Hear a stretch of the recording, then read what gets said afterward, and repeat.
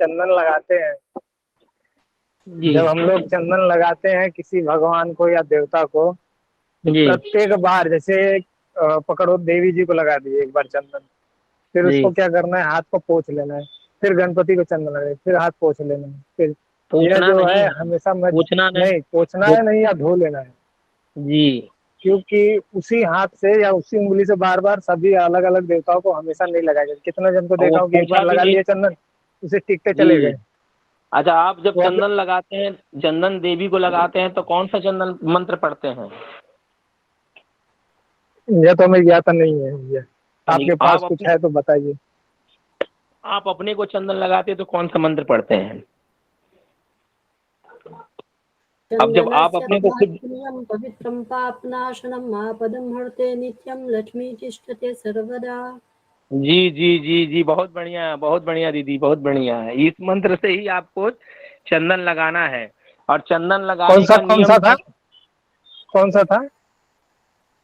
वो वाला है आपका चंदनस्य नहीं, श्रीखंड चंदनस्य नहीं, चंदनस्य महत नहीं, ये तो चंदनस्य महत्वपूर्ण वो वाला हो गया।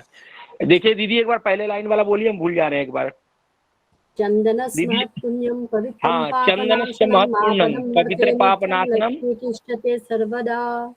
लक्ष्मी जी का आह्वान करके बोलना कि माता हमारे लक्ष्मी में सदा विराजमान करे। चावल भी लगाना है। और चंदन कैसे लगाया जाता है हम बता दे रहे हैं, कौन कौन अंगुली से। ये 5 अंगुली है। ये अंगुली से पितृ देवता को लगाया जाता है। मैंने एक पुस्तक में पढ़ा था, वही मैं वही बता रहा हूँ। मृत लोगों को पितृ को और मृतक इस को। इस अंगुली से। और इससे खुद को दीदी भाई, मध्यमा से खुद को। और देवता को लगाना होगा तो इससे, माने तीसरी वाली अंगुली से। और ये अंगूठा से चावल। और दूसरी किसी को व्यक्ति को टीका लगाना है तो कनिष्ठिका, माने सबसे छोटी वाली अंगुली से करना है। अपने के लिए इससे, याद रखिएगा, इस अंगुली से करना है। दूसरे अगर पितृ को लगा रहे हैं तो इस अंगुली से, अपने को लगा रहे हैं तो इस अंगुली से, और देवता को लगा रहे हैं तो इस अंगुली से। इससे चावल टीका करिएगा। और चावल को अंगूठा में उठा के चावल लगाइएगा। ये याद अंगूठे से रखिएगा। चावल लगाते हैं? जी। और मृतक अंगूठ शरीर को चंदन किस उंगली से लगाया जाता है? जो मृतक है ना, जी जो लोग जिनका मृतक हो गया, फोटो लगा के रखे हैं पितृ देवता, उनके लिए ये अंगुली है, ये जी पहली अंगुली। जी जी। अंगूठे के बगल वाली? जी, इसी से करना, पितृ देवता को इसी से लगाया जाता है। हम देखिए, हमको तो कुछ सिखाया है, मैंने सिखाए हैं, हमारे पिताजी थे तो कुछ सिखा के गए हैं। बाकी आप लोग जानते ही हैं कि अब हम लोग भगवान की दया से कर रहे हैं, जितना जो भगवान का कृपा है चल रहा है। जिस मकान में बैठे हैं उन्हीं का देन है हमारे पिताजी का, कि ये मकान कलकत्ता शहर में आज एक प्रॉपर एक सिटी में हमारा अपना खुद का मकान है। ये भगवती का ही देन है और माता जी पिताजी बहुत का बढ़िया आशीर्वाद। भाई। यही है, और धनंजय क्या हम भैया, बताएं। ज्ञानार्जन के लिए बहुत बहुत धन्यवाद। हम लोग ज्ञान अर्जन कर रहे हैं और ज्ञान दे रहे हैं। मोनू भैया आज तक कोई ज्ञान नहीं बांटे, क्या बात है, सीमित रखना चाहते हैं क्या मोनू भैया? हैं? मैं क्या।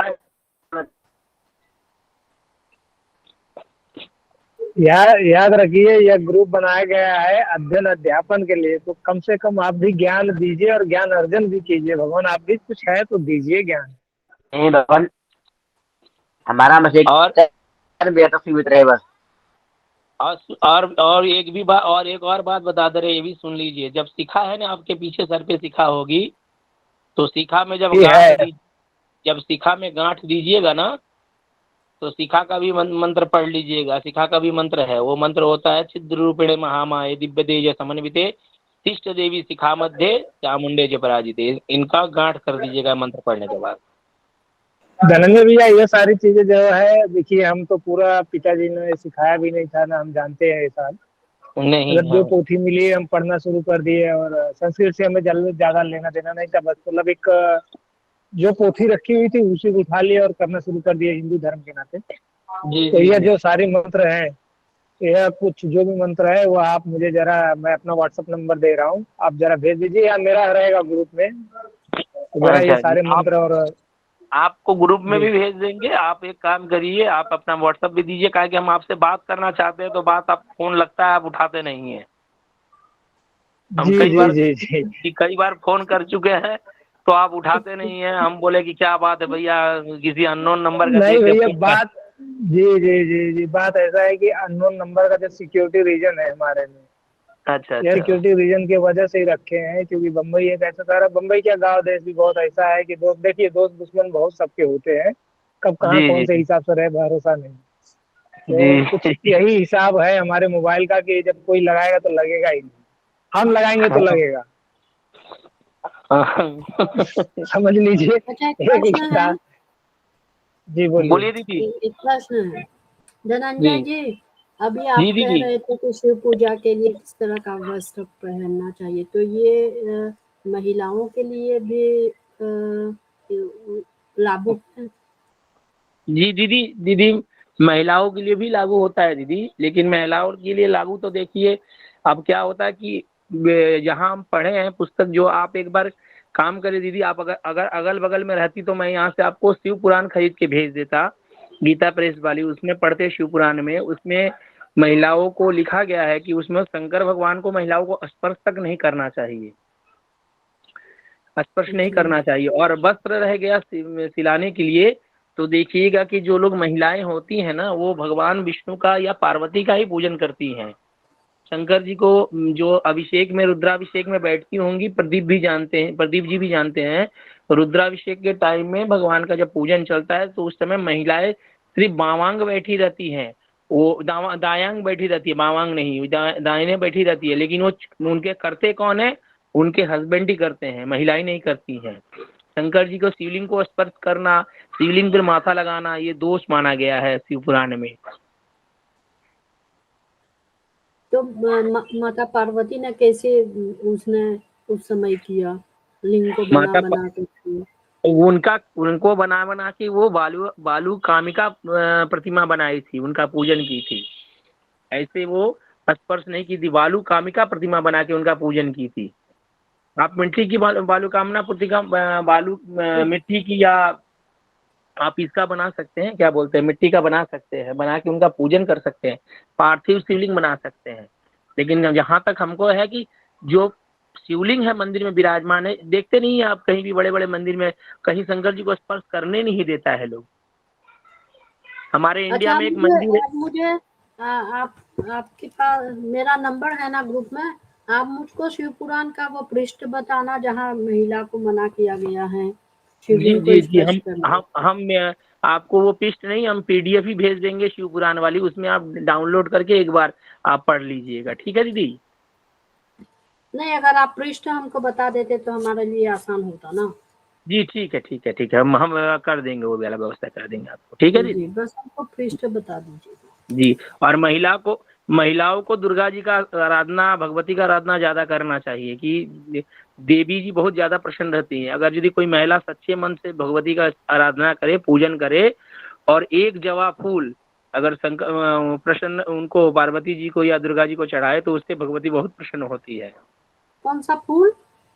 जवा, वो हम लोग को जवा फूल बोला जाता है, और वो शायद बिहार में उसको कनैल का फूल बोला, कनैल नहीं, अरे रुक जी, ये देखिए हम भी भुला गए हैं उसका नाम, अभी बता रहे हैं। वो आप देखने से पता चल जाएगा दीदी वो कौन सी फूल है। कौन सा आप क्या, ऐसे, कौन सा क्या हुआ? अरे वो कौन सा फूल बोला जाता है उसको, ये फूल को क्या बोलते हैं आप लोग? मैं देखूं कहाँ है, येलो वाला? नहीं नहीं, ये अच्छा अच्छा, गुड़हल का, गुड़हल का। हिबिस्कस। हाँ हिबिस्कस। हम लोग, गुलहर हाँ गुलहर। गुलहर, गुलहर जी, गुड़ेल हम का लोग फूल है यार। हाँ, गुलेर या ऐसा कुछ। हम लोग यहाँ अच्छा जवा फूल बोलते हैं दीदी, जवा फूल, जवा अच्छा। फूल है ये देखिए। हम इसलिए, माँ भगवती का फोटो है, लेकिन इसमें बाघ का मुंह बंद है, और हमने ये भगवान का फोटो, सिर्फ फोटो रखा है, मूर्ति स्थापित नहीं किए भगवती का। ये हमारे शिव अच्छा, परिवार बाघ की है। बाघ का मुंह बंद होना चाहिए? जी जी, कहीं भी आप फोटो रखिए, बाघ का मुंह बंद रहना चाहिए दीदी। बाघ का मुंह खुला नहीं रहना चाहिए, बाघ का मुंह खुला बंद रहना चाहिए। और भगवती सवार रहे तो वो वाला फोटो रख सकते हैं। लेकिन जिसमें बाघ का मुंह खुला होगा, अगर मान लीजिए आपके पास फोटो चाहे मूर्ति होगी, तो उसको वो लाल कपड़ा या पीला कपड़ा से उनको पूरे शरीर को ढक दीजिएगा, जो ना दिखाई दे बाघ का मुंह। इससे क्षति भी उस होता है, बाघ हमने का मुंह देखा है। को अगर खुला है तो उसको लाल कपड़े से ढक देना है। नहीं, पीला कपड़े से ढक दीजिएगा, हम बता रहे हैं पीला कपड़े से ढक दीजिएगा। इसका कारण भी बताते हैं। जैसे हमारे एक यजमान है, उनके यहाँ पे एक पंडित जी कराए थे, उनका पीतल का मूर्ति लेके आया था, वो भी बाघ का मुंह खुला था। और उनका पूजन हुआ था, दक्षिण दिशा की तरफ रख के पूजन किया गया था। जब पूजन हो गया, नवरात्र खत्म हो गया, उसके बाद 7 दिन के बाद ही वो जो हमारे मित्र थे, उनके यजमान, उनके ताऊ जी, बड़े ताऊ जी गुजर गए। बाघ का मुंह सब समय खुला रहना चाहिए। और पुरुष लोग को भी एक चीज और बता देते हैं कि आप लोग पुरुष हैं तो पुरुष लोग कम से कम सिंदूर गणेश जी को चढ़ा सकते हैं। किसी देवी को आप लोग सिंदूर ना चढ़ाएं, इससे दोष लगता है। सिंदूर का चढ़ाने का हक सिर्फ देवियों का है, जो हमारी भगवती हैं, जैसे पुष्पावती दीदी हो गई, और कोई जो दीदी हो गई, उन लोग ही कर सकते हैं। संग भगवत देवी को सिंदूर वही चढ़ा सकती है। पुरुष लोग कभी सिंदूर में हाथ ना लगाएं, इससे दोष लगता है। हाँ, पर पंडित गण तो बोलते हैं उन लोगों को हक है। जी। और अगर यदि आप मान लीजिए पुरुष पूजा करवा रहे हैं, पूजन कर रहे हैं, कोई पुरुष ही बैठा है, तो सिंदूर चढ़ाना है, तो एक काम करिए, वो बेल का पत्ता आता है, उसमें सिंदूर को उठाइए और भगवती के सामने रख दीजिएगा। अगर जो पुरुष पूजा करवा रहे हैं वो भगवती के सामने रख दीजिए, फूल में लपेट के सिंदूर भगवती के पास रख दीजिए। बेलपत्र बेलपत्र में सिंदूर रख के भगवती के पास रख दीजिए। जी जी जी दीदी, थोड़ा पानी पिलाएंगे जी हमको? दीजिए थोड़ा पानी दीजिए। ठीक है दीदी, तब 12 बज गया, आज यहीं खत्म करते हैं। जी जी, आपने बहुत जी ज्ञानवर्धक हम लोगों को पाठ पढ़ाया। नहीं, उसके पाठ लिए नहीं हम दीदी, ये आपको कोटि ज्ञान की कोटि बातें हैं। धन्यवाद हम लोग तो देते जैसे हैं। जी जी अगर करते मुझे हैं पता दीदी। होता तो मैं शुरू से रिकॉर्डिंग करती। कोई बात नहीं दीदी, कोई बात नहीं दीदी। जी, ये हमारी मिसेज है, देख लीजिए, हमको खाली मारते रहती है। कौन है?